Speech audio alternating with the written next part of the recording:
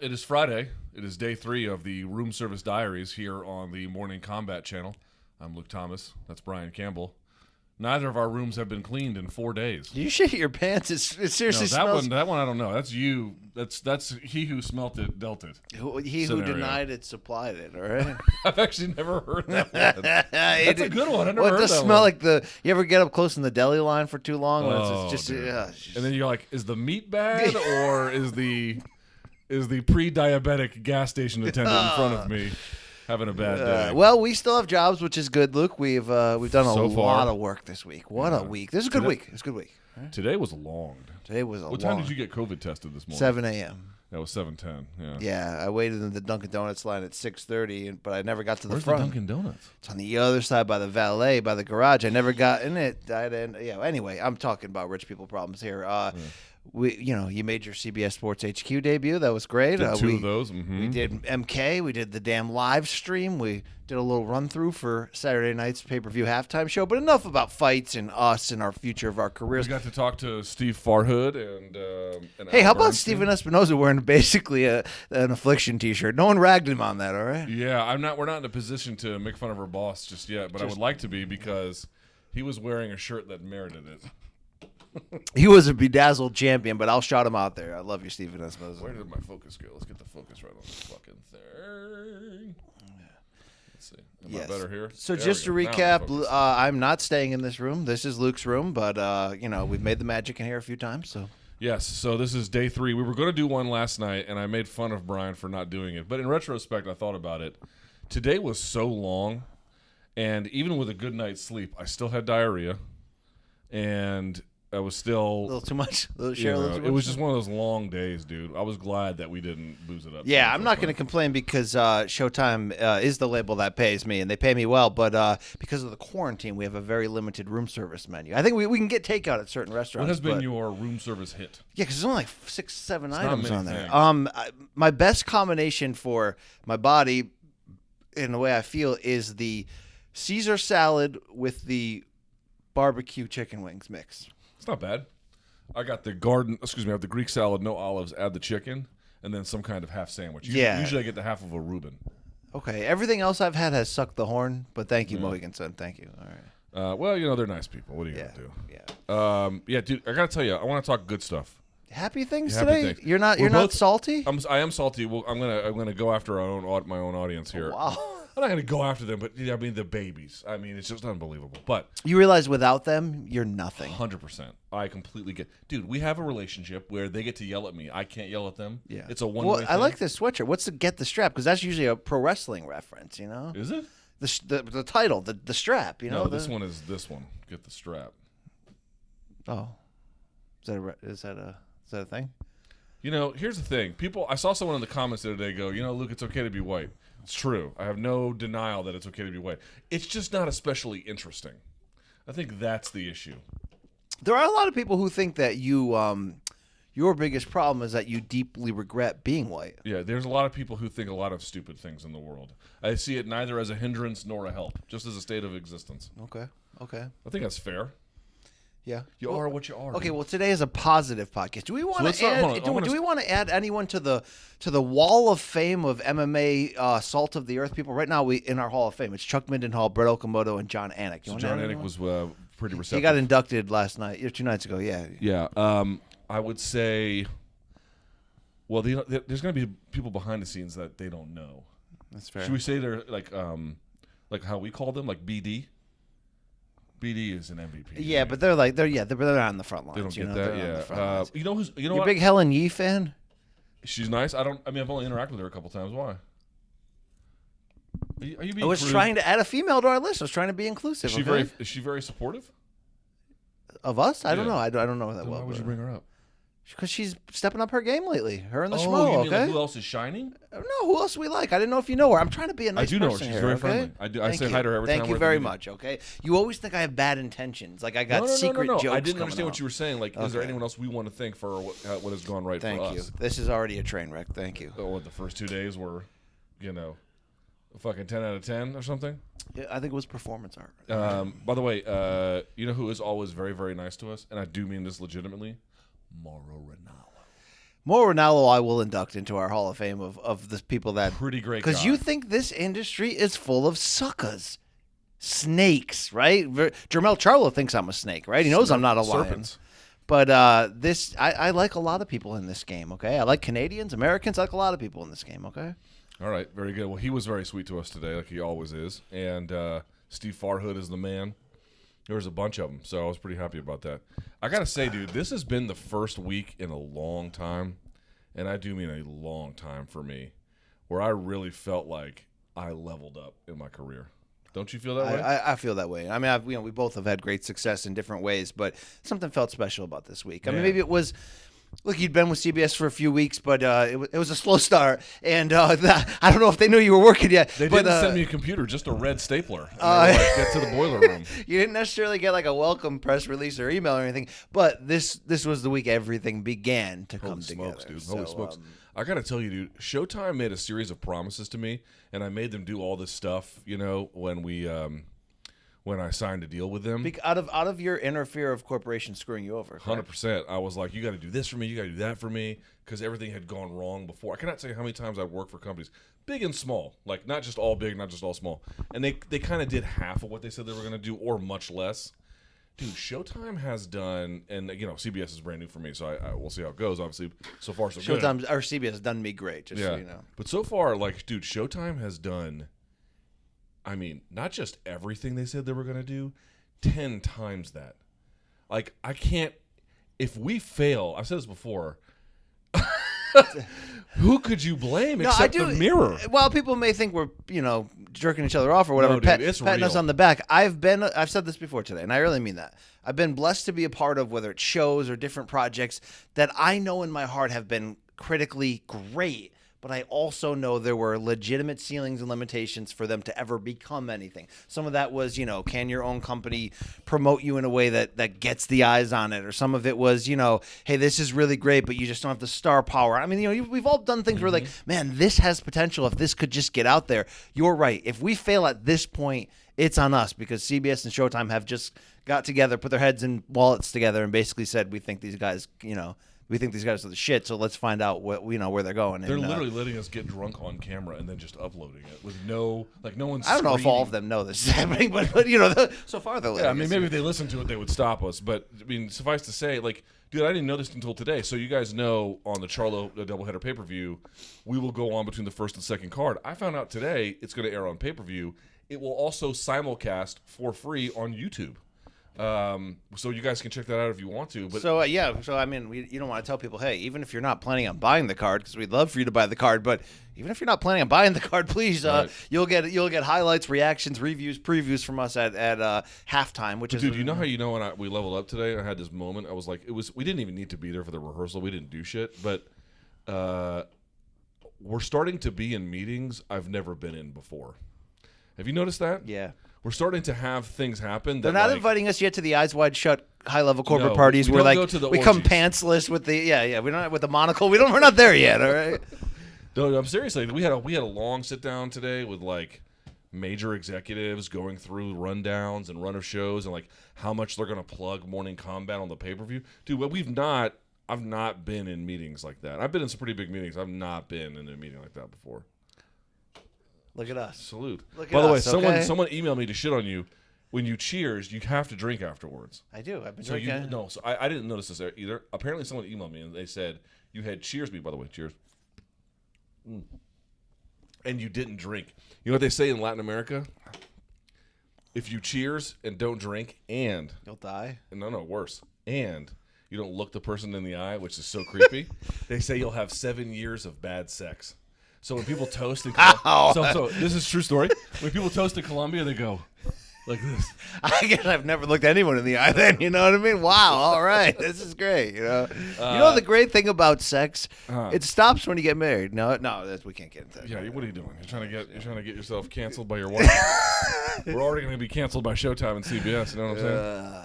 I love life. I love this job. I love you, Luke Thomas. And I love our people. And we've pissed off a few different people with our art form this week. I'm sorry if it has hit you the wrong way, but we're just having fun, There's a couple people we offended along the way, which we certainly did not mean. We're just out here having fun. We are stupid. This is a stupid podcast. It's designed to be stupid. Yeah. Because we put effort into the other one. We put homework into the other one. This is just, the other night, the first night without a show, we did have the same exact conversations while we were drinking. So this is really just us. Right? Yeah. All right, can I tell you why I'm bitter at the audience a little bit? I thought this was going to be a good show, a nice show. Can I tell you, here's the thing. It's like, I don't know what it is about me that no one seems to understand me.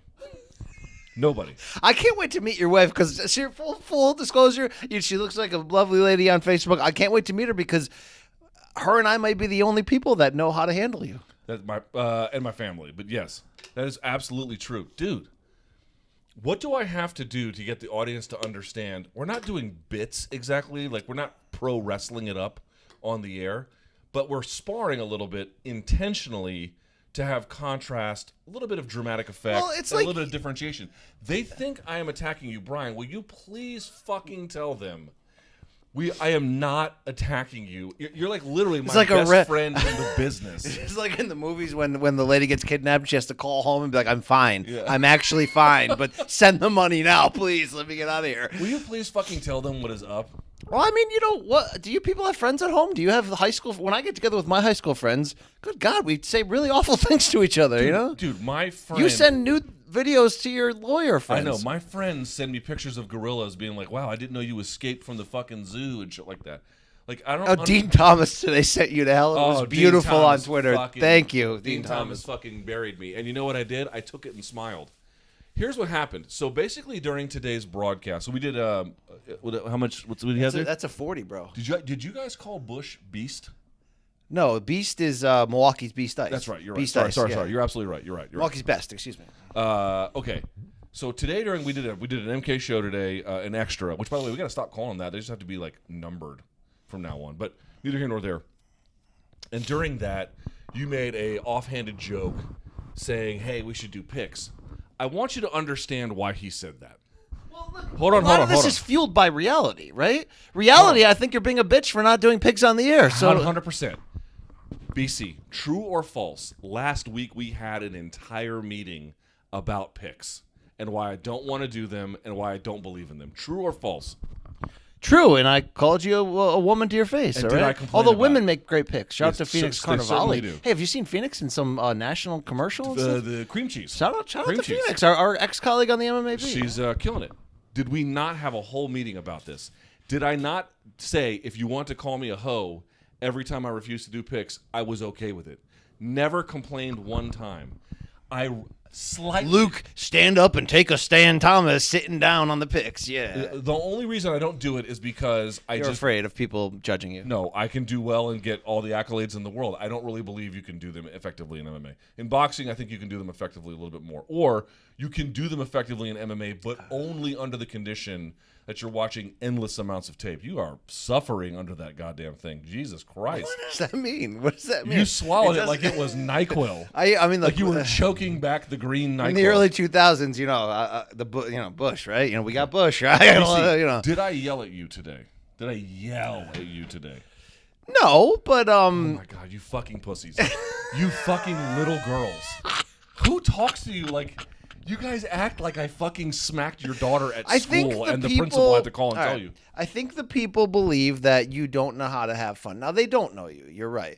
Today, I got really excited and the desk almost came off and you were like, Dad watching me back into the driveway. Be like, I told you to put that shit away. You know what I mean? That's the bit. That's the joke. Yeah, I get it. The bit is he's the fucking, Fast Times at Ridgemont High and I'm the fucking hall monitor. That's the bit. That's the fucking bit. By the way, I love that these people are in your head. Remember when Pedro and Don Zimri was like right here, like they are in your head, brother. Bro, it's just like these are the people. Here's the thing: the average idiot, I don't care. These are our, what people with the term P1?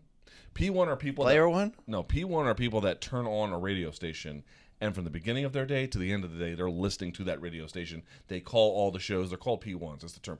I'm talking to our P1s. Day one-ish, right? P1s should know. Like, you can disagree with me and you can say handled it, whatever, but the outrageous accusations about how I'm mistreating your very little nice Okay, that's too much contact. I could have COVID right now. Now you have AIDS, and you deserve AIDS, but That's not funny. My That's God. really not funny. My Okay. God. Okay, people, lighten the fuck up. What's the joke from Stripes? You know, Francis is like, any of you, I won't say it, any of you touch my stuff, I kill you. Yeah. And then Sergeant Hulk turns to him and goes, lighten up, Francis. Yeah, that's you. Yeah, that's lighten up, Francis. Okay, that's I think that's interesting. fair. I think that's funny. fair. This is very meta. This is very meta right here. God, it's like, listen, if the average idiot doesn't get you, then the average idiot doesn't get you. I would like the Morning Combat audience to understand we are friends. We get what we're doing. Oh, fuck you.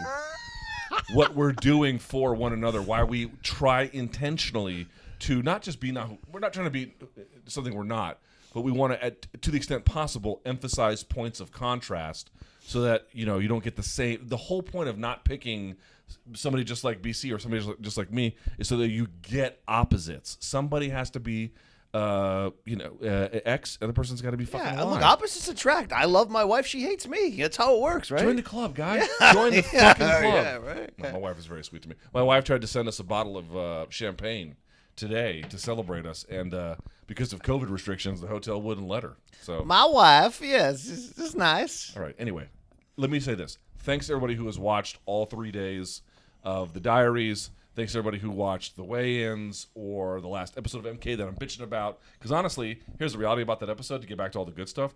I thought that episode, they made us cut off the boxing talk before we were ready. But the first 30 minutes where we got into all the MMA stuff, I thought that shit rocked. I thought we came into our own this week, or today, actually, Friday, on a few different things. Definitely that live weigh-in show. This morning's Morning Combat. We did scale back the jokes and we brought the real analysis. And, we can do different, there's many shades of gray. There's 50 of them. We can do a lot of those, right? Yeah, and by the way, I wasn't the only one getting bitter at you. Production was yelling at you about the that whole bit on Jay was really just pissed off in my ear. Jay was screaming, "Stop fucking with the desk." Yeah. They were bitter about the desk. Oh, yeah. Oh, one more thing I want to say before this turns into a happy podcast. I don't know if this is a bit too. Maybe I'm getting played. Maybe they're trolling me. Guys, it's a combat show that's boxing and MMA. So fuck off with this, What are you seeing? With the here's the start time of the boxing so you can turn the show off. I never really liked boxing. I'm here for MMA. Look, I get that Luke's got a much larger following than me because according to Luke, I don't show my true colors on social media. I don't have a larger following because I'm more interesting. I have a larger following because I make an effort. Yeah, well, all right. That's true. I get that a lot of our audience came over from MMA Beat or come over from the Luke Thomas YouTube channel, and it's MMA heavy. That's fine. But the whole point of the show is combat sports, okay? When Paige Van Zandt gets in there and the bare knuckle bowl, that's part of it too. We're going to be talking about that. So the whole point is there's going to be some boxing here. I'm sorry. Showtime is the label that pays us. They also put on some of the biggest fights in the sport that matters. There's not going to be an MMA episode one day, a boxing show the next day. It's Morning Combat. Live shows 3 days a week. We're covering the biggest topics in combat sports. No, okay? we are. I think we are going to start segmenting in such a way where, so for example, I was talking to Mikey about this. Mikey is our new producer, his old producer, but our new producer for Morning Combat. He's going to start adding timestamps to all the videos. So if people want to get to I want to get to the Conor McGregor topic, I want to get to the boxing topic, whatever, they can skip right to it. And I think that's fair. I think that's totally fine. You know what's true about this, dude? You know how I really got into boxing? I was a casual fan most of my life. I grew up with Mike Tyson and that kind of shit. And Roy Jones Jr. was big in my college years. Prince Nassim, that crossover, right? Prince Nassim was big too, obviously. But the key for me was, as my autofocus gets fucked up here. Hang on, let's fix that. There we go. MMA taught me to be a boxing fan. Ooh, this is a weird discussion. No, it's not. This is exactly true. If you are really into MMA for the reasons you're supposed to be, it doesn't mean you will automatically be a boxing fan. That is absolutely not true. But what it did for me was when I began to realize the depths of jiu-jitsu or the depths of wrestling or the depths of kickboxing or boxing, I began to see them quite differently. Now, again, I'm not as into kickboxing as I am into even amateur wrestling, quite Kickboxing, candidly. sport of the future. It always will be. It's like Brazil. It's the country of the future. But when I began to really sort of dig my heels into boxing, I began to realize that there are many things about it I like because it's like MMA, and then there are many things I like about it because it's not. But what it really got me to do was focus in on the technical mastery. Yes. And once I began to really pay attention to it, I was like, holy shit, dude, this is way better than I thought it was. Also, but you know what I will say? I want to have this conversation with you because you were around at the same time. When I was coming up in MMA, So let's say 05 to 2010. Pacquiao and Mayweather were so much bigger than anything else.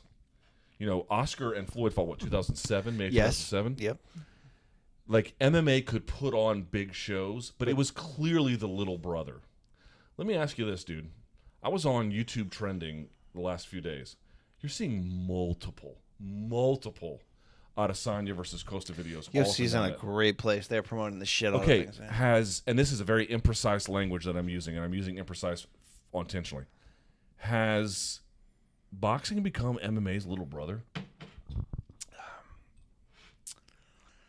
Yes and no. And I hate to always answer questions down the middle, but the point is this, like, UFC is more popular. It's more and I say this and I mean this. It's more consistently entertaining over the larger course of it. Even though I am a boxing guy in the pure, but UFC they're on a run right now. I mean, yeah, there's in between fight cards that suck, but like especially during this quarantine, they're killing it. They killed it in 2016. They're absolutely killing it right now. Last year was a great. Remember 2016, the year of Conor and Rousey. I mean, that year was I went through this. Ridiculous. Conor or Rousey fought at least once a quarter. Oh God, I mean, imagine that. But here's the thing. As it relates to my fandom and as it relates, I believe, into the mainstream public's interest, boxing, because it's just such a disorganized, kick in the balls. And it is, and it's always going to be until something, gets an organization or one league makes a run and tries to bring the big people.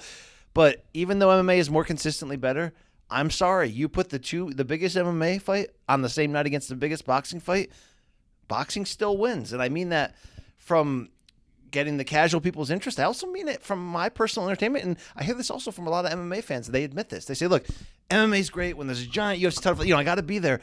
But the 2-3 nights a year when boxing really matters, there's just like Wilder Fury 2. Yeah, there's just a different kind of energy, a different kind of expectation. When boxing is at its best, I still don't think MMA can reach that highest of high note. Now, look, MMA... I don't think that it's a function of the sport. I think it's the function of the structure. You think it's more of a romantic, nostalgic thing? Or? Partly, but what I mean is, dude, like a 12-round, 3-minute round main event, it goes for longer, 36 minutes. Yes. And some change, obviously. There's just so much more nuance. It's also There's very so much simple. more. Even though it's not simple when you get to know the sport, it's still... Go ahead, the same two guys punching each other in the face like you did in your schoolyard growing up. You know what I mean? It's still that basic sort of, I want to see what happens when those two guys let go. And I think that simplicity still matters. And, there's some people that will just never understand fully UFC. There's too many moving parts, too many ways to lose a fight. There's a lot of different things. If boxing only hits that 10 out of 10, maybe a couple times a year to certain people, UFC's on such a good run, they're hitting 8 and 9 out of 10 pretty consistently. But I do think that boxing can still be the big brother. I mean, look, when it is those 1, 2, 3 times a year, boxing's the lead story in sports, like without question. To your point, people always wondered back in like the Floyd Pacquiao days, they were like, why do these fucking MMA sites putting up fucking Floyd or Pacquiao shit? It's like, dude, let me explain how this worked. You could have a great MMA month. No Floyd, no Pacquiao. Like, great month, whatever that number is. You could have the worst MMA month ever. And if Floyd or Pacquiao fought during that month, one of their fights would be like 3 of your best MMA months. Not an exaggeration. The amount of ads you could sell, the amount of boosting you could get as an ad. Because here's the thing. If you get a high SEO ranking for an event, Google goes, aha, people go to this site. So that in future searches, you will get higher in the algorithm.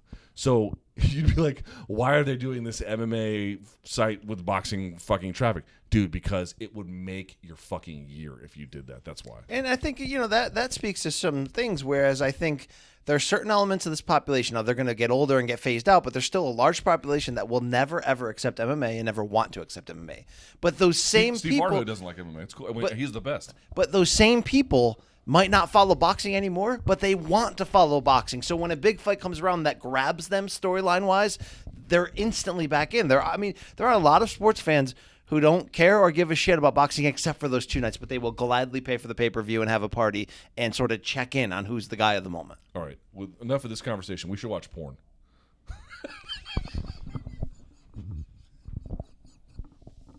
We should just watch pornography at this point. What are you drinking, Luke? Okay, it looks like. Have you ever watched pornography with another person? In what way? Okay. So I've got 2 times I've done it. Don't share time, something gross. No, okay? no, I won't. Totally not gross. One time forgivable. One time not really forgivable. Let's go the forgivable route. I was doing a CAX. Brian Stan has done a couple of those. It's called a combined arms exercise. It's when you go to 29 Palms, California, and that's when Artie gets involved with aviation and grunts, and you're basically like, what happens if we bring a full force to bear?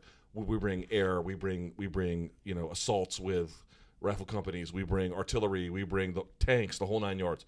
Combined arms exercise, right? Yes. So I was out in the field for weeks. I hadn't showered in weeks, and someone brought me, and this was in the 90s, someone brought me some nudie mags, and we watched nudie mags together.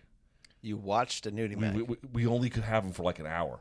So someone was like, here's your nudie mags. Like, you have to look at them and then, like, process it in your brain. Take mental snaps. Build material? Yeah. I don't feel like that's that bad. It was Hustler, too. Like, they were peeing on each other. Okay, so when you asked me, the first thing that comes to mind is in the late 90s when I was, like, 17, 18. Now, I look back on it now and I'd be like, that's weird. But, like, a bunch of us guys, if we were going to go drink at somebody's house, we'd go to the video store, be like, go sneak back in the back room and get a porn, and then we come back and put it on, and sort of for shits and giggles. It wasn't like 6 guys would sit around and start, but you'd kind of put it on and be like, oh wow, oh yeah, okay, all right.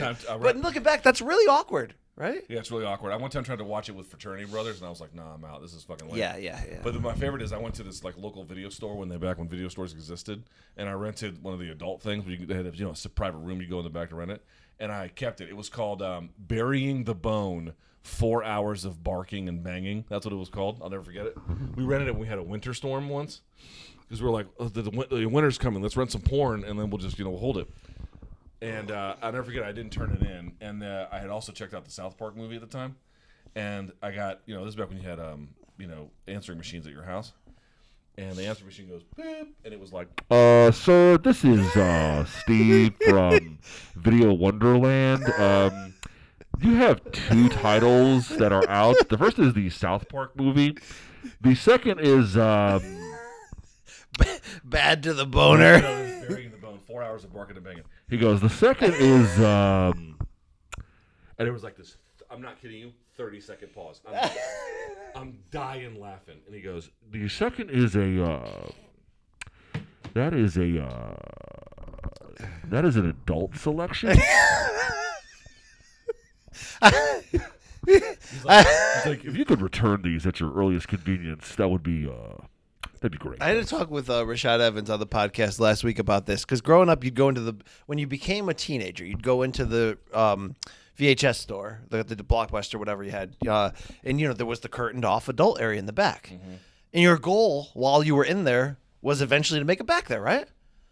Each time you entered alone. Yes, that's true. Or with a friend or whatever. So what was your strategy? Was it like, because it wasn't just like, I'm going to act like I belong and walk back there, because technically you weren't 18, so they could boot you.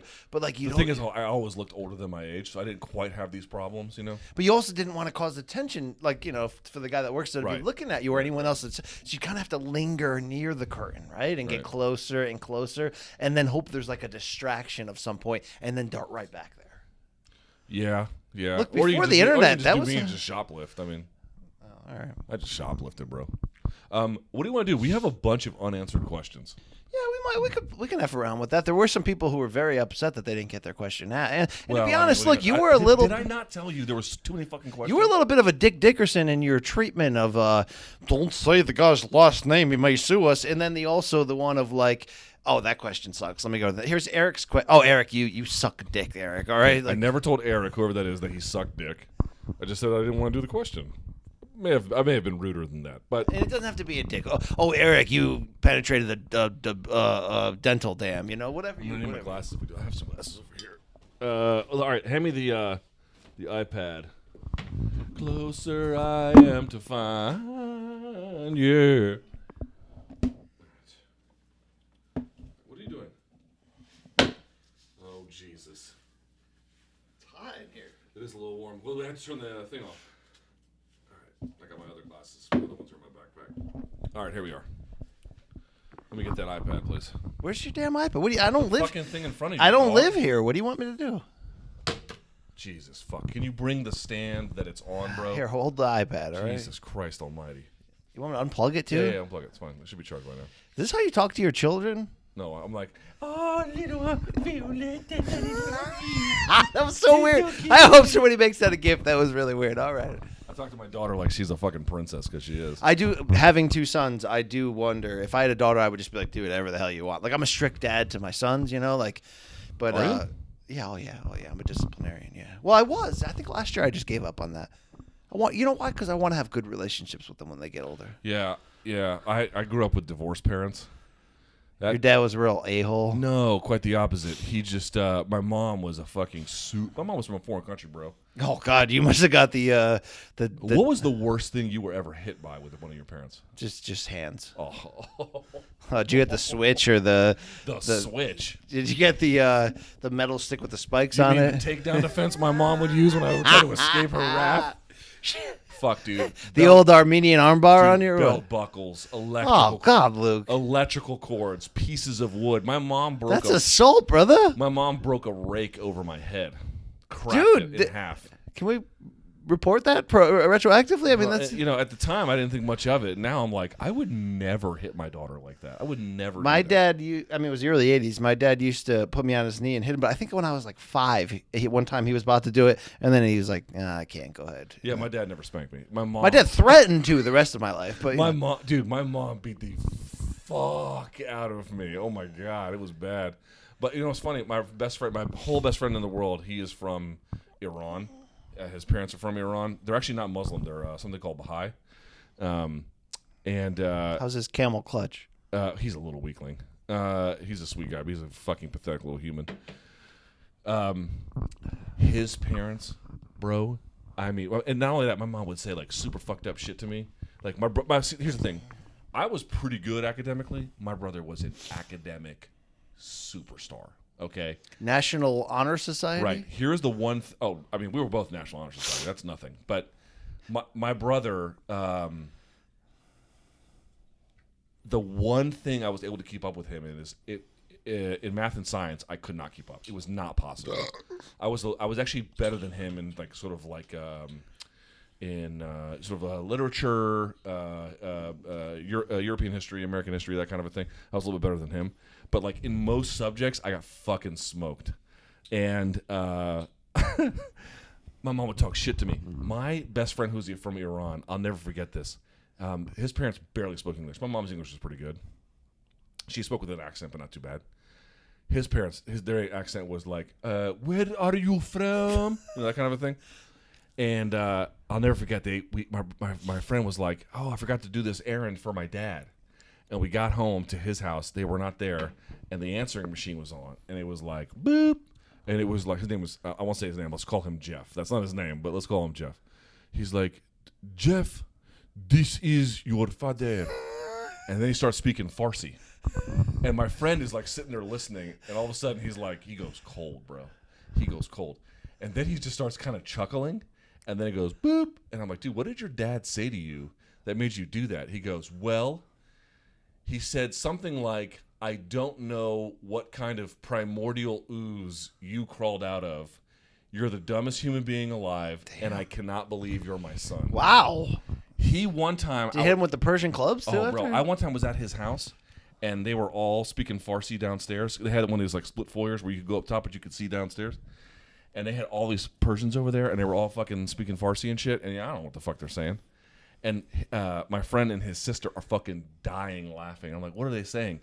And basically what they explained to me was there were 4 people down there. Him, his mom, and then 2 of their friends who were Baha'i. They were all crying, laughing at how much better their lives would be if they had never had kids.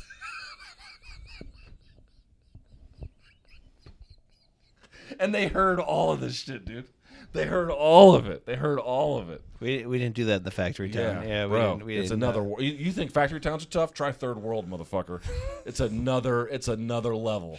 You understand that? Pour one out for the Persians, the Armenians, the Dohatians. No, but Thank you. But here's the thing. His parents were the sweetest people to me. You know who my favorite Iranian in the world is? It's not Iranian. Iranian, please. Oh, say it right. yeah, Say it fucking right. Respect them. Respect them. First of all, respect them. First of all, okay. I will. I'll respect them. Arash Markazi. Do you know the man? The plagiarist out of LA Times? First of all, fuck you. All right? He's had multiple investigations about him. Outside of those multiple investigations, you will not find somebody with a more beloved by every single person. Is that who's because ever he met took him. all of their shit and popularized it? I'm not standing for this. That's my friend. All right, that's my friend. All right, I will not. All right, here it comes. Speaking of someone who could be Persian, I don't know. First name is Ali. Hi, Luke and Brian. The movie A Few Good Men is the most underrated movie of all time. Your thoughts? I've never actually watched it. Okay, here's what I'd say about it. Jack Nicholson kills That's the that You movie. Can't Handle the Truth. Yeah, one. exactly. Yeah. It's totally unrealistic about the Marine Corps. It's nothing like the Marine Corps at all. I will say this. Tom Cruise is good in that movie. Tom Cruise was bad. Tom Cruise, people shit on him because of the Scientology. First of all his own stunt shit is great, number one. Number two, Yeah, well, he is a psychopath with the Scientology, 100%, right? no doubt about He it. ruined Katie Holmes, okay? Okay, all that. I won't deny any of that. He's got his IMDb list is Oh, fucking dude, legit. I don't even want to talk about the blockbusters. He has some deep tracks on his thing. Have you ever seen the one with Jamie Foxx? Collateral. Where he's the hitman? Yeah, He kills badass it. movie. He kills it. Look, obviously some of the one of his first ones, Losing It. Have you ever seen that comedy? It's about getting laid and going to Tijuana. You never saw Losing It? I don't think I've seen It's with that Jackie Earle Haley, the Bad News Bears, the guy that plays Kelly Leak. No, I'm telling you, deep tracks. He's got a lot of these random movies that you wouldn't think. Okay. By the way, speaking of him and that, what's the one where he did where the prostitute? You know what I'm talking about, with the underwear. You know where I'm going. His big first hit when he was. Eyes Wide Shut? No. Like '83. I'm talking. Rebecca De Cocktail? Mornay. No. The one. Everyone's probably, like, you asshole. Anyway, the whole point was to tell you how hot was Rebecca De Mornay. Underrated in the 80s and early 90s, okay? Oh, yeah. Hand That Rocks the Cradle, you know what I'm talking about here? 100%. Yes, thank you, okay? All right. By the way, A Few Good Men, though, definitely worth your time. You would like it. I'll get into that. You would I'd bang that, yeah. Jack Nicholson kills that movie. Once again, proving my theory that villains are more interesting than heroes. Do you agree with that? Yeah, I mean, look, I'm a pro wrestling guy. I'm wearing a pro wrestling shirt. You know what makes great baby faces, good guys in wrestling? They don't get made unless you have credible villains. Same thing in action movies, right? Right. That's why Marked for Death with Steven Seagal is the best action movie, not saying it's because you bad, not dude. only It's have the not best villain of all time in Screwface, you got two of them. I'm not saying it's bad. What I'm saying is it doesn't compare to modern action movies. It just doesn't. All right. Risky Business. How the hell did we not come up with Risky Business, dude? That's the scene where he slides, where he's got the dad shirt Yes. on, and he slides And into how the about ring. All the Right Moves? That football movie, underrated when they. Dude, I'm telling you, his IMDb is super. And we're not even legit. talking about the real hits, Far and Away, the boxing one, and that one was real good with Kidman. I haven't seen that one. Oh, dude, that's a sleeper cruise movie too. That's Wait, really the one that's like the frontiersman one? No, he's like a Scottish immigrant on New York City. Yes, Like his accent's so terrible in that though. Who lost their virginity first? How old were you when you lost your virginity? this is there's. I'm not. I didn't slay. I was a mathlete in high school. I wasn't an ass slayer. Is anything sacred in your life? I mean, My really? daughter. How you were trying to show me daughter pics while we were talking about dongs the other night? Well, because I wasn't even thinking. All right. If you have any recommendations for books or podcasts about having a healthy relationship with time, I always find myself thinking about the past and wish that I could go back to certain points in my life and relive them or change them. Oh, join the club, guy. Yeah, definitely. If you can time machine, and here's I'll set up the thing. Okay, you get in the Bill and Ted's Excellent Adventure phone booth or the 1.21 gigawatts and the DeLorean. You can go back to any point in your life, but you must relive it from that point, knowing what you know now, of course. But you can't go back. You can't come back to the future. You have to go back. What point are you picking? After getting out of the Marine Corps. How, like, what, 22? 24. You would pick it up from there. Yeah, pick it up from there. I often say first day of my senior year in high school. Why is that? In some ways, because I kind of effed off the last couple of years in high school and didn't fully apply myself, and could have been, could have been one of the better students and could have gone to a big college and could have done that all over again. Also, as we talked about the other night, could have hung and bung. You know what I mean? I was reduced to begging other mathletes. All of them were kind of hot. So I always feel like I do that over again and just relive my life with a different nastiness and attitude and belief. No. Yeah, but I don't know. But you know what, Luke? It sounds cliche to say I wouldn't change a thing because it made me who I am now. It really did. The failures, and I've had a lot of them. I had a girlfriend once who was like, I don't live with regret. I'm like, what are you, a fucking psychopath? You've never made mistakes that you really thought you may have injured Well, no, I can somebody? back her on this. The whole idea Get of the fuck out of here. It's like I'm not telling you to live with regret to the point where you are constantly. well, there's a difference consumed between with self-hatred. living in the past and not getting out of it, right? What I'm saying is, if you've made mistakes, I don't want you to constantly live in a state of Yes, anxiety. yes. About it. That's not what I'm saying. But do I have a regret about people I have mistreated in my Yes. past? Yes, of course I do. Why is that so hard to say? Opportunities you didn't take advantage of, Yeah, whether even it's something mundane like professionally or going for the goal. I should have studied harder for that test. Like, how do you not live with fucking regret? But with that said, and even though in some ways I'm a late bloomer career wise and in a lot of other things, what it did do to make you who you are. I don't think I'd be this humble if I hadn't given it away and as they say, punted it all away and just given up a few times.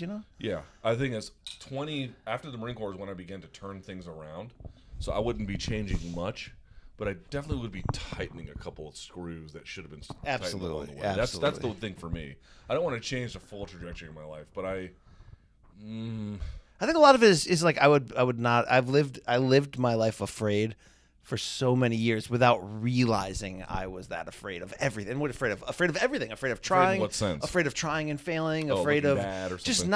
not believing that you can learn things. You know what I mean? Like you just being like, I can't do that. Just being stuck in your own walls and bubble. All right, BC. People asking what about merch to Australia? What are we supposed to tell them? All right, you guys have a right to be upset. It's 2020. We should not have an issue with international shipping. I have brought it up many times. I don't know if it ever got to the front lines or became a Didn't we have a fucking meeting saying they were going to have we global did. shipping? So I don't think this ever became something that, unfortunately, where they were like, we need to fix this tomorrow. I need to get them to that point because we have the best fans. We have great From Australian all over fans. the fucking world. England. Dude, let me say this. New Zealand and Australia come correct. Dude. Yes. There are so many they people get out us. of They get Oceania. fights. Yeah. 100%, dude. Those are rock ribbed fans right there. And not to diminish Sweden or the UK or France or wherever the fuck you're from. I'm just saying we get hit up constantly from folks out of the Oceania region. We're doing our best. Trust me, we're doing it. It is going to happen. We got to put our foot on the gas on this one a little bit. Okay, can we talk about this McGregor Pacquiao shit? Yeah. Are you going to announce any of the names who are giving us these emails, or these are faceless? That was from people? Josh. This is from Josh. Can we say his last name, please? Actually, it doesn't have one, just W. What about Pacquiao and McGregor? So that was very interesting today that McGregor sent off all those tweets saying he had tried to fight Diego Sanchez. And by the way, here's back in February, a string of like 19 DMs between me and Dana kind of negotiating shit. Let's talk about what we learned from those DMs first, Luke, okay? Dude, why does he call everybody kid? That Dana calls him kid? Now, look, Dana really, if you can give Dana credit, he's a guy who stands by his word. He made promises to Conor about certain things, and he fought for him and backed it up. You also see Conor kind of being hip to Dana's bullshit by like sort of calling him out at certain points, like the old switcheroo and all that. Yep. I mean, Conor seemed hell-bent on wanting to fight in L.A. It also, the Diego thing to me seems like he's just throwing it out there. well, he wanted that for the Cowboy fight, or he wanted to have a second tuna fight. Look, if it wasn't for the COVID, he wanted to fight 3-4 times this year. Right. So he wanted to maybe, but here's the problem: if you're a Conor hater, it seemed like he wanted to do attraction fights and wait out until he can finally get Khabib again. Correct. Right? That's right. Well, here's the thing. Tell him, okay. Like you Pacquiao- could have fought Gaethje. You should have fought Gaethje, right? Right, here's the thing. Pacquiao is supposed to be washed by every normal metric. God, he kicked the Dude, Pacquiao is not fucking You washed. see the odds that came out? Minus 1,200 for Pacquiao. Yeah, Rightfully which is freaking about- so, okay? You people out there, here's the thing. Combat sports being what it is, uncertainty being what it is, puncher's chance being what it is, of course, a guy like Conor McGregor always has an opportunity to win. Y'all, say that, this is not Mayweather. Do you know what the biggest disappointment about Maymac was? Huh. In my eyes?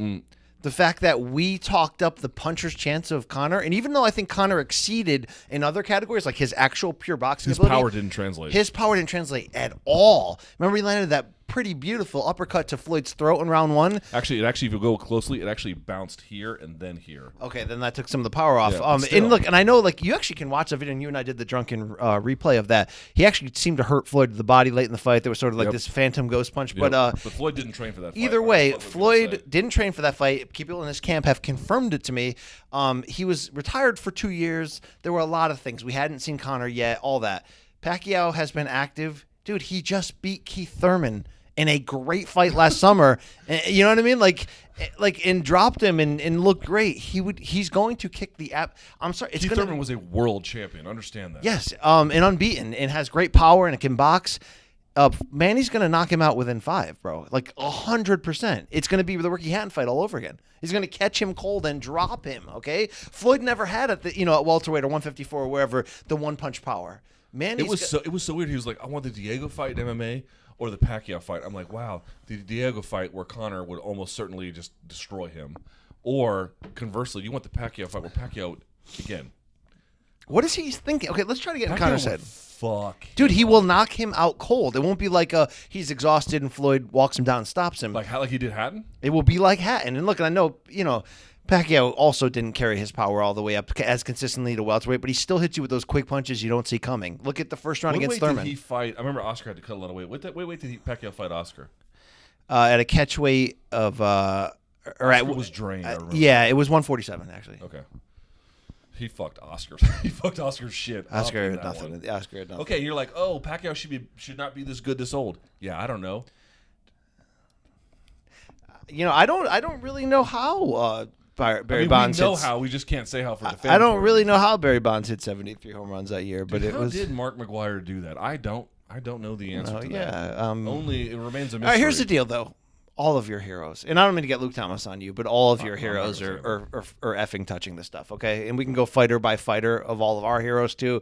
And in this modern day and age, they can't not do it because everybody else is, okay? We're not saying Pacquiao is. We don't know that. No, it's just he has really big calves, though. He might inject himself right in the calf. He also has big, too? He has slightly, and I do mean this, slightly smaller wrist circumference than the Klitschko's. So you claimed yesterday or this morning, as I was helping you put on your cufflinks, that you have wrists as big as the Klitschko's. Okay? Do you have a steel hammer as big as Vlad? Fuck no, God no. I mean, come on now. We gotta. I gotta take my wins where I can get them. I mean, there's an Irish curse. Is there an Armenian curse? I should ask Armin that. Right? What's his name? Tarverdian. Yeah. Okay. This one has actually Pacquiao at minus 450. You mean from oh, that's not a Bovada though. Yeah. All right, from Charles, excuse me. If you could do a celebrity fight, which A, one actor, or B, musician, and C, fighter, highly incapacitated, would you like to beat up? Dude, would you not want to? I mean, it's like, dude, who likes Adrian Broner? I'm not saying I would want to fuck him up personally. I don't think I would want to do that. I don't have it in me, but like. Broner I said on Custer's podcast is coming back in January against Ivan Redkach. Really? Yeah. The thing, dude, I remember years ago when we were like, dude, Broner's the next big. Yeah, and he didn't have the work ethic. Right, I'd like to see Broner against Amir Khan in a boxing freak fight. That'd be fun, right? Yeah, provided Broner's not like sending out pro-abortion Instagram messages. Remember that? Or I'm going to kill myself today at 3:30. Send money now, please. Yeah. All right. Which actor or musician? How about what's an actor or musician like to see just get like one punch KO'd in the street or something? Bono.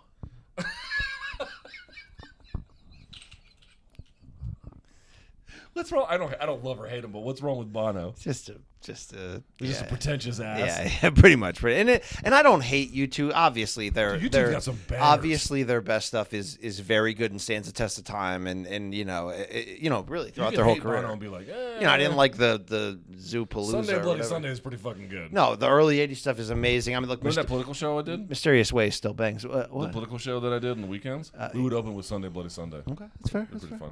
Bono seems like an absolute dick, though. Right? Who would I love to just see to get a bus driver uppercut? Actor or musician? Ooh. Who do I really just fucking can't stand? I don't have that kind of antipathy for most actors, believe it or not, despite the joke that was made about them in the South Park movie. Is there a musician I can't stand? Oh, Kanye, I can't stand. Can't stand is like. I kind of like how he's trolling the people pretty badly. Yeah, I don't get into that. And he's like, oh, here are these new Yeezys. Who are you fucking Martians who are buying this shit? Like, I'm not cool when it comes to 99.9% of things. And I'm also not saying I'm cool about sneakers, but I'm not completely lost on that. I'm not totally. I have like 8 or 9 pairs of Jordans. I've got 8 or 9. Wow. Yeah. You, Luke. I mean, I've been wearing Air Maxes for a long time. I'm always on East Bay. I'm always on a lot of places that East Bay is sort of a clearinghouse for anything. But I'm on a specialized sites where you have to bid on Jordans to get them. You know, his shit is not that great. It's not that. I don't give a fuck about it. It doesn't look. You ever seen Yeezys where it's like everything looks like it's printed inside? What the hell's a Yeezy, Luke? I don't know Those what are you're his talking shoes. about. I don't speak that. All right, I'm sorry. So Kanye taking a bus driver uppercut. That'd be good. Okay, otra pregunta. Another question. From Fidel. He's from Cuban. Fidel. Yeah. Pick a moment, past and future, when you would like to have Brian by your side or instead of you. What? Did I read that right? Yes. I can't be the only Peruvian following you guys, he says. No, I have a friend who's Peruvian who watches on occasion. His name is Javier. He's a nice guy. During my What does this mean? long live Peru. No, it means hugs from Peru. All right. Can we hug? Remember when I got the 3 needles? I could have used you. That could have used you. And they're okay. I had a Vietnam vet. He was 75 performing the surgery on me. Did not believe in pills ahead of time. Okay. Said it would only be 1 needle. It was 3. Said suck it up. It won't hurt. Luke, do you know how much that hurts? Look, I don't have a great pain tolerance. I'm gonna admit it to you. Do you know how much 3 needles to your handbag? Do you know what that feels like? Didn't you get an anesthetic? Those are the anesthetic, bro. You're a pussy, though. Bro, if I had a needle on me right now, okay, what I'd probably do is pump fake the rear naked choke, and I think I'd draw your guard because I think you're in the back of your mind. You're thinking, why is this guy's confidence so strong about this rear naked choke? He must be training. There must be something to it. I do have to protect my image. I do need to watch my back. Then I would come right in, right down, right with it, and show you what that feels like. Women probably have it worse giving birth or when they go up in the stirrups and I don't know what goes on there, right? You know what I'm saying? When the doctor's like, hike, you know what I'm saying? And they get checked out. I mean, it must be awful, right? You get a thick needle to the testis. All right, Luke. Yeah, but you're a pussy. All right, phone call to 20-year-old yourself. What would you say? From Adam. That's a good question. Here. This is a legitimate question. What exactly would you say to yourself? The answer for me is nothing. Oh, so, you're just as bad as the chick who's saying, "I don't regret a thing." No. Luke, I okay? do regret all those things. I'm gonna let him figure it out. It's at 24, 25. That if the phone call was 5 years later, That's a fair point. I would give at 24, 25, you do probably need a kick in that ass. because that's what you do. Once you get to that halfway to 30 point, you begin to be like, "Ooh, what's happening here?" Okay. 20 years old. I'm 20 nothing. I do agree that you need to really fuck up in your late teens, early gotta 20s. make some you know, mistakes, dude. yeah. I would tell myself this. I'd be like, stop being a pussy. Like, just go live. Go. You know what I mean? Like, swing and miss. About why you I were would so say scared? Like, swing why and were you miss. scared? That's a fair question. You know, I mean, there's probably some element of my parents who meant well in the way that I don't know. Maybe I don't know. There's a lot of mental health issues in my family that I'm coming to terms with later in my life and fighting off myself. I don't know if that plays a part in it. Luke, I don't know what it is, but all in all, I'd look back. I would take many more chances, not the many reckless chances in life I took at 20, but I would take more focused chances. All right. I have some thoughts on this. Ready? Hang on. What is this? I like this.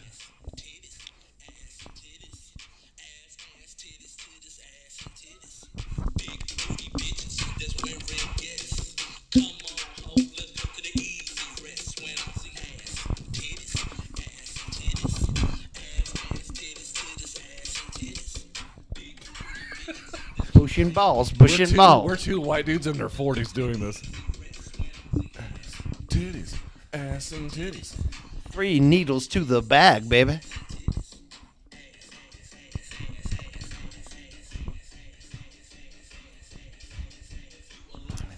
Oh, he's got a line. This is my favorite. Ass hoes. Broke. It's not this one. Hang on.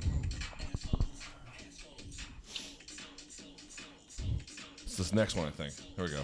That's where he gets the poetic with it.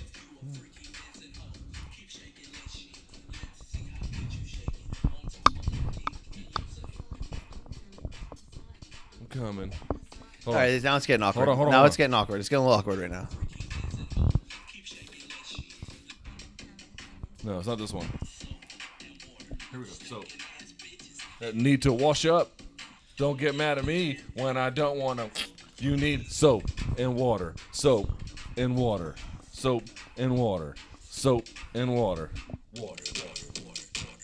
You know, Luke, I have a fear of needles, and that's gratefully what has prevented me from getting many tattoos that would have regretted all these years later. But I used to always say, hey, give me 14 beers, not so I can get a little bit buzzed for the first time, like your false advertising about your actual drinking ability, but more like, hey, maybe if you give me a chance to drink 14 beers and then enter into the tattoo studio, maybe I'd go for it. Would you do that for a vasectomy right now? Why would I want a vasectomy? That's not in your future plans? No, I'm having another kid, bro. Oh, you are? Yeah, this thinking is about great. it. Yeah, Congratulations to the Thomas Thinking household. about having another kid, man. Yeah. I hope you have a daughter. I already have one, dude. No, I hope you have you don't need a son. You don't need a son. We might adopt. Oh, okay. That I can appreciate. We might adopt. Like Michael Chandler. Yeah, well, my wife is, she's at an age where it's a health risk. My wife was very nervous as she got closer to 35, sort of like it, No, my wife is in her 40s. So is mine, but No, I'm saying, is your wife going to get pregnant now? No, because I got 3 needles, bro. 3 needles, bro. Okay. I mean, look, I'm not going to lie to you. I'm mentally scarred from the experience. Sounds like it. You bring it up a lot. All right. What's your opinion of the Deftones? I never got into. I never tried, so I don't have an opinion. You don't have any songs you like from the Deftones? Is that ska? The mighty. Have you heard of to the Deftones? Have you heard of YouTube? That's that that's that reggae band. I see. That's that reggae band from Dublin, right? People say that. Do you see how could you be a music guy and have? Everybody has holes. Everybody has things that they didn't listen to. Okay? I would call it hard rock / sort of light metal, something like that. I guarantee you could play a song and be like, oh, I didn't know they sang that. But no, I don't off the top of my head have a. Okay, Deftones where are experience. you on Megadeth? I never, very peripherally. Actually, let me back up a second. Hold on. Where are you on Metallica? Yes. So I almost got into Megadeth through Metallica, but I never quite got there. So for Metallica, I've actually never bitten down and digested Kill 'Em All to have a real opinion.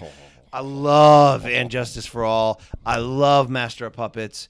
Of course, I've done time with the Black Album, both loving and hating it separately. Not really hating it, but you get the whole idea of like the commercial sellout and all that.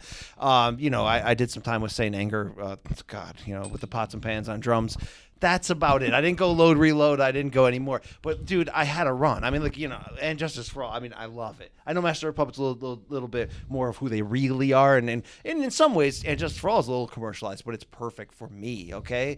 I never took that jump to Megadeth. I think I listened to the first album. I respect Mustaine. I like him now. He's turned his life around. He believes in the Lord, okay? Fuck all that shit. Here's what I know. Luke, you'll burn one day. Probably. Here's what I know. People who are Megadeth fans will hate this comparison because they'll say it's inaccurate because the two bands are too distinct to say this, which is true. But I've always believed that Megadeth is a poor man's Metallica. Yeah. I mean, Dave Mustaine left Metallica. And Dave Mustaine is very talented. I will not say otherwise. And they have a certain thrash. They adhere to thrash in all its many elements in ways Metallica never did, certainly for much longer, but they were just shittier most of the time. Who sent this in? This is a good question. From B-Scan 2000. Yeah. By the way, so for example, I was a huge Deftones fan through my 20s and in my teens. Around the Fur, great album. Their first album was amazing. Bored is one of the best songs I've ever heard. As simplistic as it was, as they got older, I found their shit. Here's the thing: you actually would appreciate them. They started out as kind of like, very 4-chord, hard, super distorted guitars, and they ended up doing very experimental music. Like by the time they got to White Pony, which is where the Diaz brothers like really repped them pretty hard. I mean, I'm not saying the Diaz brothers didn't like them before, but that's when they really began to have like a public identity about it. They were doing very progressive, out there kind of shit. That's what actually lost a little bit of interest in them. And remember I told you a friend of mine was a scout for the Capitals? So No. my buddy of mine was a scout for the Capitals, and so we used to get tickets to go to. Is he Iranian? No, he's white. His wife is white. I knew him because his wife and I served in the same unit in the Marine Corps together. Oh, hey. Yeah. A little bit of G.I. Jane action there. Dude, she was tough as balls. Don't I ask, got a million don't stories tell, about her. okay? No. We always kept it super platonic. She was cool, but anyway, she married this dude who was a scout for the Capitals, and so we would get tickets to go to at the time Verizon Center, and they were like, "Yo, we got these tickets. If you want to go, you can't go on the floor, but you'll be in the seats for Deftones opening up for the Armenians out of L.A." Alien Ant Farm? No, Jesus, they're big. Tarverdian and the Head Movements?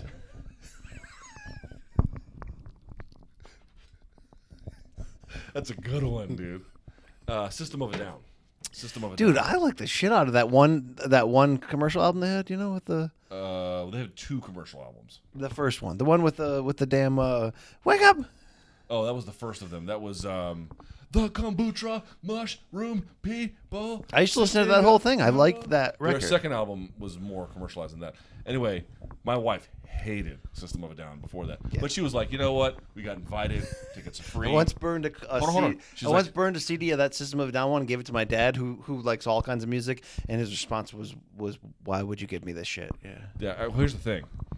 I was always much more. I like System, but I was always much more of a Deftones fan. Deftones opened, and they were okay, not great. And my wife fucking I like System, but she hated System. But, she was like, hey, buy me cocktails, we'll get an Uber, it'll be fine. I can't believe your wife goes to Cannibal Corpse concerts. I want to save her. She's not that into that I want kind to of... save her from you. I was like, she's not that into that kind of metal. She was on her phone most of the time, but hear me out. System came on. Dude, I will give credit. I'm not that big of a System fan. I like them, but I'm not that big of a fan. Their live show is maybe I could one see of him the best bringing it. live I could shows see him I've absolutely ever bringing seen. it. I was... My wife afterwards was like, I got to tell you, I'll never listen to System of a Down again. But that kicked ass. I am so glad I went to this All right, I need concert. to commandeer They this. fucking I need to smoked commandeer that this shit. music because we're in somewhere where we can actually talk here and we're not all into corpses and abortion. What is your favorite Metallica song? What a great And I don't mean like question. try to wow me with some B-side. Like just it could be a popular one. Just give me the one like where if I'm like put on a Metallica song, we'll rock out. Well, what you do have you to talk do? about which Metallica you Nah, mean. don't No. clarify. So if they want to go thrash, so let's go. Because I know you're a more appreciator of who they actually are, like the Kill 'Em All, like where I'm more of when they slowly get a little bit of commercialized and class and justice and get a little a little bit mainstream, not full on mainstream, not Bob Rock, but a little bit mainstream. I'm gonna go with I think Battery's their best song, but my favorite one Battery is fucking up there. Harvester of Sorrow. I mean that is just badass, bro. Yeah, that's a good one. That guitar riff is just yeah. Battery is going to be up. Have you never heard the Battery they did with orchestra? I have not. That's probably incredible. So the thing I learned about S&M was that much of their shit. S&M? That was the name of the album. They did with the orchestras. It was called S&M. Okay. I thought you were just suddenly No. taking a left turn here. I'm Yeah, like, no. This is the thing I learned about butt sex. the thing I learned about dripping candles on my balls. Yeah. No, here's what I mean. It was that some of the stuff they tried to mix it, and it just didn't work. You appreciate the effort, but not everything works. But there's a couple of them that mixed that really did. Battery mixed better than many Battery's of them. fucking hard. Fucking battery. Battery is hard. Bum. I love it. That one is great. I would say Battery's up there. I would say after Battery. Whew. Is there one called Blackened? Blackened is the end. Yeah, there's another one. That's the name of it, right? That's Yeah. Injustice That for one. All, That yep. one's pretty Mhm. badass. Yeah. Fuck, man. I don't know. I'll have to Never. think about that. Yeah. All right, next question is, and I mean this serious because I love concerts so much. There was a time in my life, there were 2 different periods where I considered myself a professional concert goer. I was going every week to something. You and my wife. There was a point where I had long nights at ESPN where I ranked all, now I'm up to, I think, 84. All, at that time, it was 77. All 77 concerts I've been to in my life. I rank them in order of a combination, largely 75% in terms of was the concert, the music experience good. But I think you do have to add in 25% of a couple things. One, who was there with you? 2, the party atmosphere that you had. 3, how much you knew of the band's catalog at that point, you know what I'm saying? And 4, Luke, how close you were to the action, right? Because I've had great concerts, but I'm in the back of the lawn, getting high. You can't really experience that. What is the best concert you've ever been to? It doesn't have to be your favorite band, just the best damn show, okay? This is an important question in terms of what I care about. Easy answer for me. I've seen some good ones. I've seen also the ones I've seen are so different. So I saw. I need one though. I need one. I've seen this. It's a brother and sister duo. I believe they're Mexican, called Rodrigo y Gabriela. They're 2 guitarists. Really? Oh my God! They blew you away? So the dude, they solo guitar. They don't sing at all. The dude put a GoPro at the end of his guitar, and then he streamed it to the audience, and then played Metallica. He played Master of Puppets, and he did the slide on the guitar with a beer bottle. That's pretty badass. Yeah, it was fucking amazing. So okay, that's totally different. Did you know a lot about them when you went to the show? My wife did. She was like, "Let's go," and right. it was like shockingly good. The best concert I've ever been to was the 2000 HF Festival. Okay, how I look at festivals is I break down each separate show as its own concert. So because I've been to a bunch of festivals. There were many stages. It's okay. It's fine. But the stage that I went to was the main stage. 1 million acts, but here are the 4 that matter. See, you're not answering my question of your favorite concert. You're now hang on. Cypress Hill, Deftones. This was 2000? This was 2000. But the one that mattered was Rage Against the Machine, open for Stone Temple Pilots. Ooh. Yeah. So in 2000, what album are they touring at that point? That was after Evil Empire. That was pre Battle of Los Angeles, which is an underrated album. That one rocks. Not as good as Evil Empire. Not even close. Better. But I'm saying people look at it as almost they went down a cliff. No, Battle of Los Angeles rules, bro. All right. So that's your favorite concert. That was such an experience, dude. Rage Against the Machine. I never saw them live, but I want in their prime, because I saw Rage with Wu-Tang, and that sounds. My best friends went to the one in '97 in Hartford when they burnt down the fence in the back, and people were pissing, and there was actually race riots in the crowd, like it was out of control. Right, that sounds cooler. The concert sucked. It was not that good. Like there was like 50,000. Like race riots sounds pretty cool. Well, okay. Well, I saw them in Atlanta. There was like 50,000 dudes on stage for Wu-Tang, and you could barely understand what the fuck they were saying. It sucked. That's Rage the thing. good, Rap concerts suck. People don't realize that. They're good in small venues, very small venues. Okay. Anyway, that was the best one I think I've ever seen. That's badass. All right, my number 1 is I think I told you this before. I love the Black Crowes now. Didn't love them then. Thought they were just, they have some good radio hits, whatever. Saw them at Bonnaroo in 05 and was like, Bonnaroo. I was like, oh my God, I need to see them again. And the reason was because that was the first year that they got the full lineup back together. The brothers were getting along, so they got together. So New Year's Eve, 2005, Madison Square Garden, which matters, Luke. I don't care if you're going to a basketball game, a fight, a concert, you go to MSG, it matters. New Year's Eve, Trey from Fish opened up, and the Black Crowes, I had 18th row on the floor. And Luke, I know you're now tuning me out as you do in these videos when I share important details of my life. Mm-hmm. They played the hits. They did 4 Zeppelin covers. They did Stones covers. It was just one of those times we kept looking at your friend and you're like, we're seeing something special here. And it was the MSG. It was the romance of that. It was fucking awesome. So since then, I have a lot of respect for that band. When they got back together, they can jam. What was your first concert? White Trash. I don't know if you remember them. I do. They had Ugly Kid Joe or whatever. No, you're thinking of Ugly Kid. They were a lot like Ugly Kid Joe. They had a song called not Cherry Pie. That's Warrant. They had a song called Apple Pie, and it was an MTV hit. It was a ska MTV hit. It was in 1991. I saw him at Lighthouse Park in East Haven, Connecticut, on the ocean. And the thing that's memorable about that, my dad took our whole family, my sister's friend, and my uncle came too.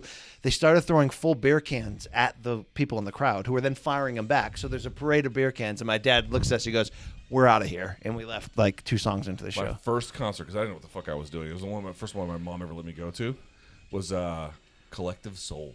Oh my God. Collective Soul. Wow. Remember that? What was their they had a couple hits. What was the big one? It was Heaven Let Your Light Shine Down? Oh no, that's right. Yeah. Yeah. Oh. Yeah. Heaven Let Your Light Shine Down. Like, and I walk to the edge and my tears fall down. That was a big hit. Do you have any respect for the Black Crowes? Sure, they're not my thing, but yeah. They can jam in I concert. gotta say about that You Campbell don't like Corpse concert I jamming, went to, bro. Bro, you don't like jamming. What's wrong with I you? do like jamming. I don't like jamming from fucking douchebags. You know, there's people that love our show that believe that you need THC in your life, and if you did, I love THC. I don't have anything against THC. okay, well they think that will set you free, Luke. Can you imagine thinking you know somebody through this? Can you imagine that? Amazing. Do you know you just complain that nobody knows you after all these years, and then You you're like, can you imagine actually knowing somebody through this thing? You do.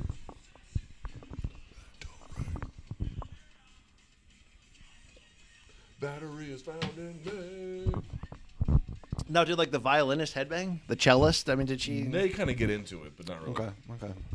Fucking back to This kind of is the ultimate sellout, though. If you're like a totally awesome, metal thrash band, and you're like, let's do the orchestra, right? You know what was amazing? My wife took me. I don't like them. They're not my thing. They're amazing, but they're not my thing.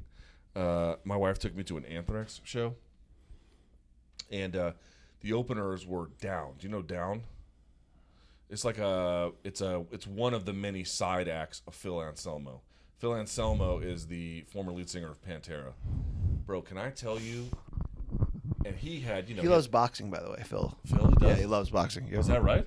100%. I didn't know that. Okay. Because after the Nazi thing, it was like, oh, I got a distance over here. It's like, Phil, why were you doing the Heil Hitler, bro? I mean, fuck, man. You made things so hard to like you, but... And I know he apologized and whatever. Here's my point. So I saw him with Down, and they played this song called Bury Me in Smoke. Holy shit, dude.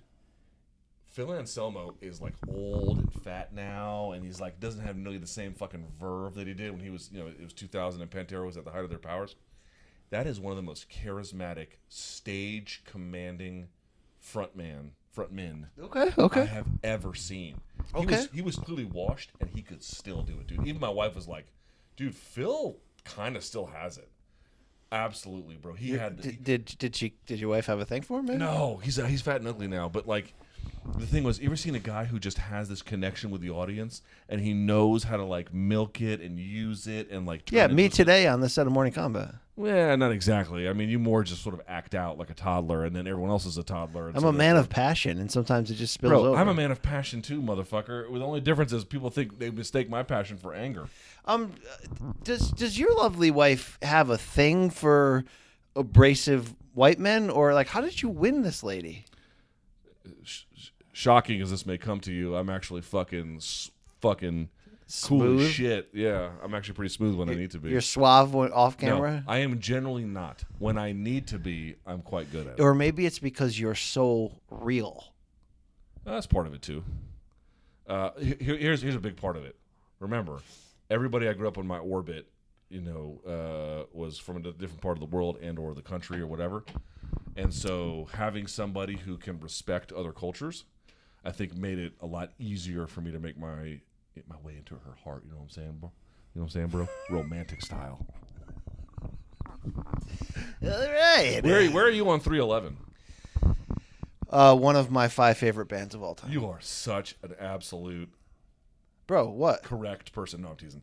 I don't hate them like other people do. I don't love them. I think the problem is when they were What's your favorite 311 song? when they came out with, and I love Amber, right? And I love the cover of Love Song. But like that was a period in their time where I think they were looking for longevity and trying different things. The first 4 albums are so fucking great. The This music song is the shit. Okay, no. Well, it is, but I want you to play something off of music. The first album is amazing, Luke. I like Grassroots. It's a good album, okay? Omaha Style, very good song. Nebraska, bro. Are you well versed on the first album music? No, I'm not. Okay. You need to pause your life, Luke. And if you think you know them, listen to the first album. It's hard. I'm telling you, it's hard. Is it hard? It's hard. Look, it's hard. Is that what it is? It's hard. Look, their third album that we all love is very commercial. They tried to sell out. That was the one that had the blue and black. Yeah, which cover? it's a great album, by the way. But look, they had Do you remember Down, the they had all racist mixed up. conspiracy theory that Yeah, KKK, 11th letter of the alphabet 3 times. Yeah. I love them. I love their longevity. I would see the shit out of them today, Luke. Yeah, it's a great album. I can't believe you don't have their first album, Luke. Are you kidding me? No, I'm not that stupid. Hang on a second.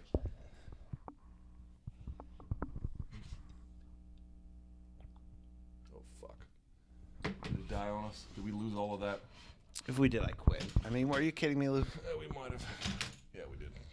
When you say all of it, what do you mean? Well, we recorded all the audio, so someone can put up a still, but we lost a lot of it. All right, let's just end it here.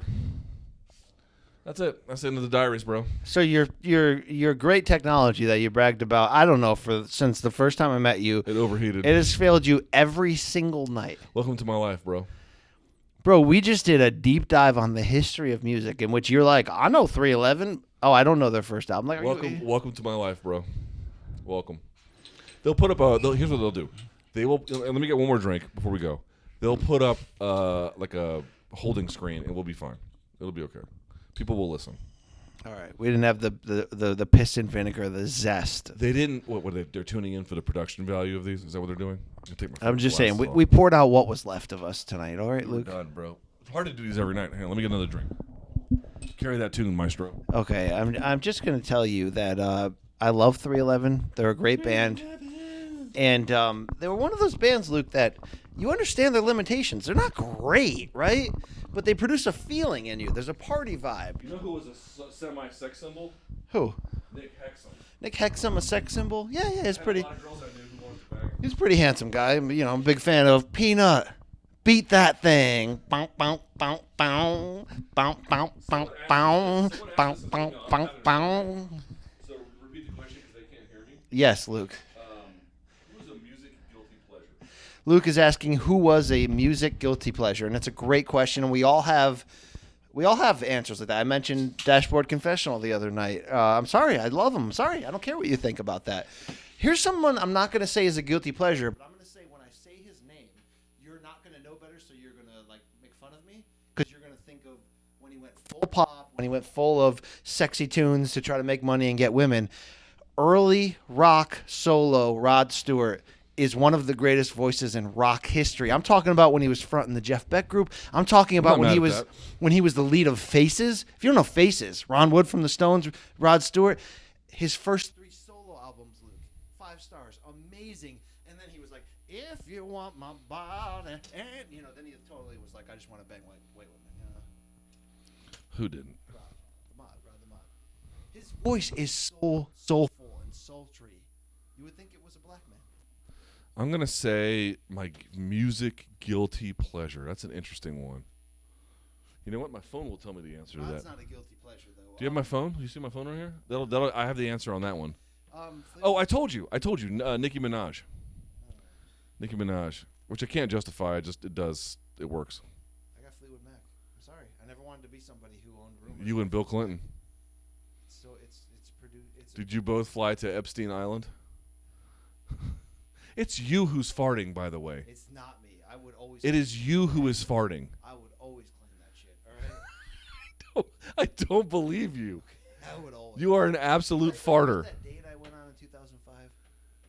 Why is farting relevant? So on the first date with this girl. God, boy, that must have been a great date if farting is the segue. So she's like, on the first date, she happens to mention, one time I got so drunk that the next day I went to work in the morning at a clothing store, and I was climbing the mini ladder, like replacing the shirts up there, and I passed out from being hungover and dehydrated. Yeah. And I hit my head on the floor, and she goes, "I lost my sense of smell for life."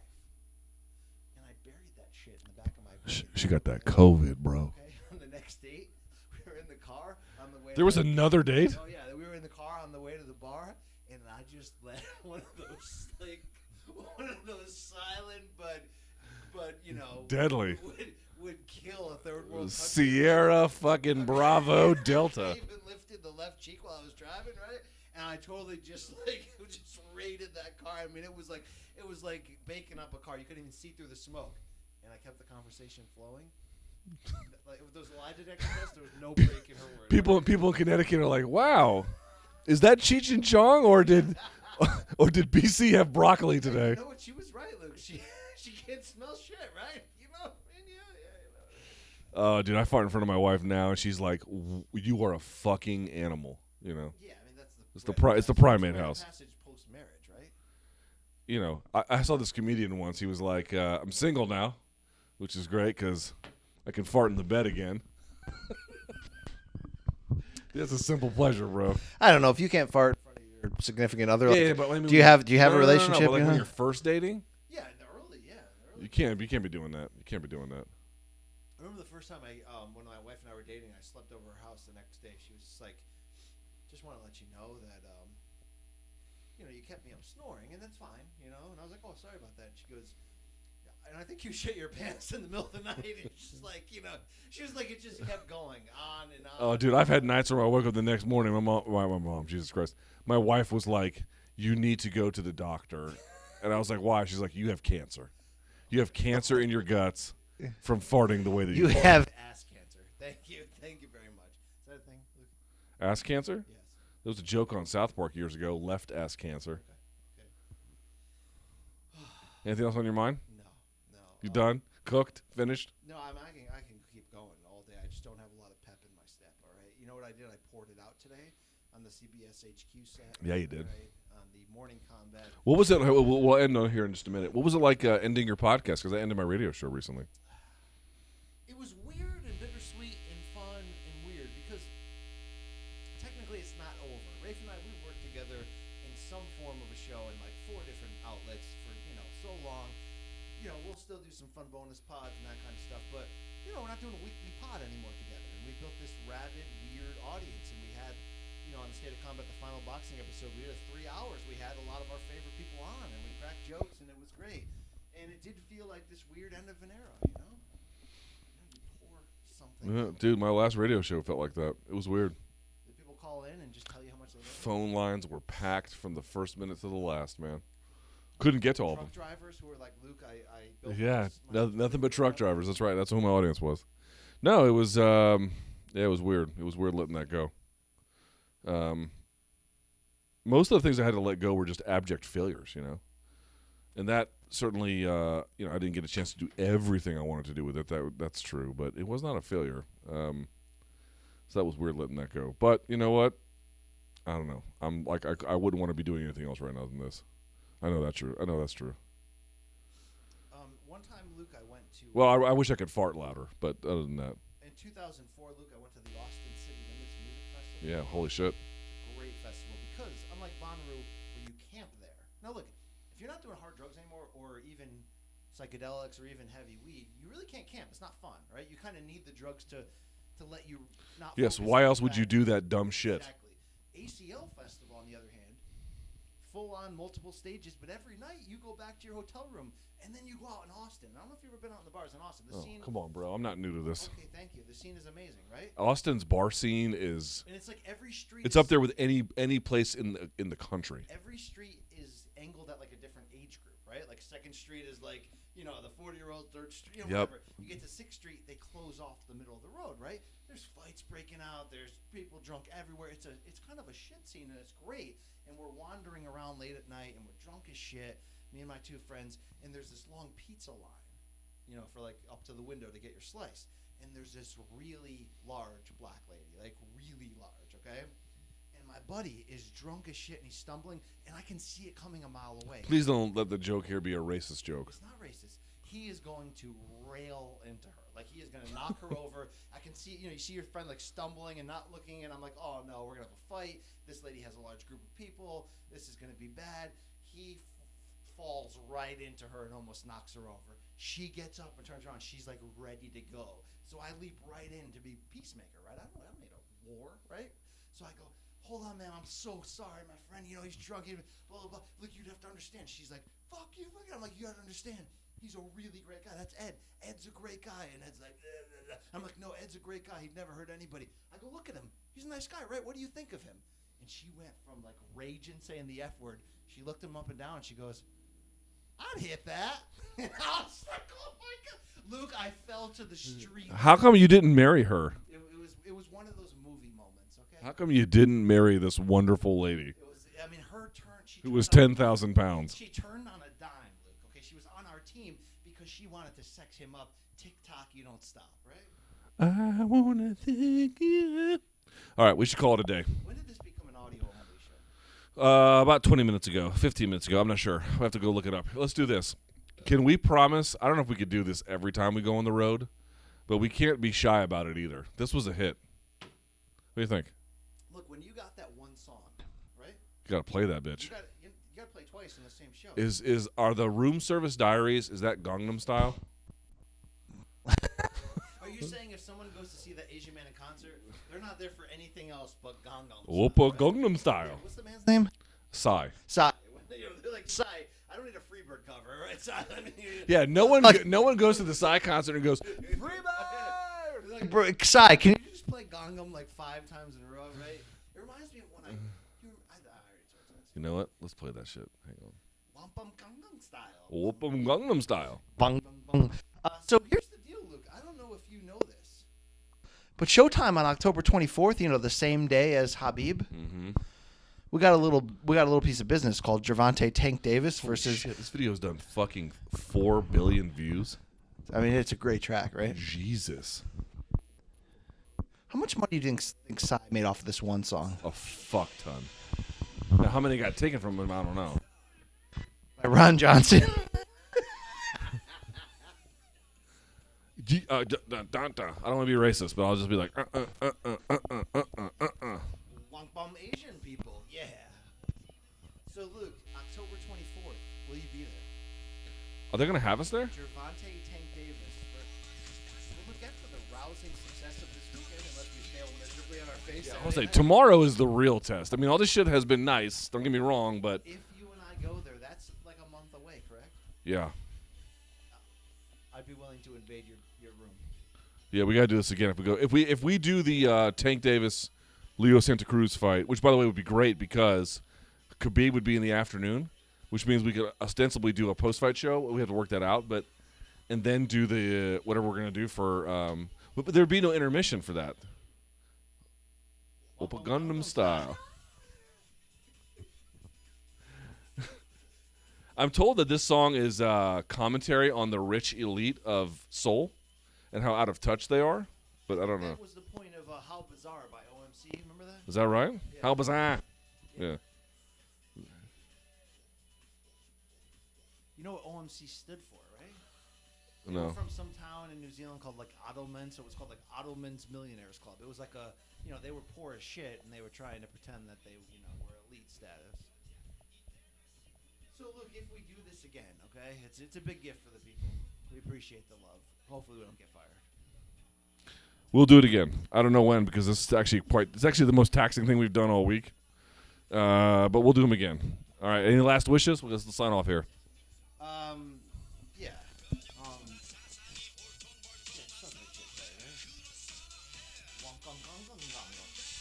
Don't be racist. It's a language, not noises.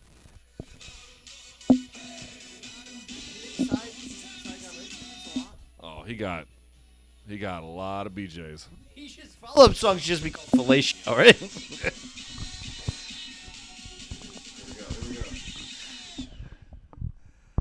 Oh, but Gangnam Style. It's actually a great ending to this series of Yeah. podcasts.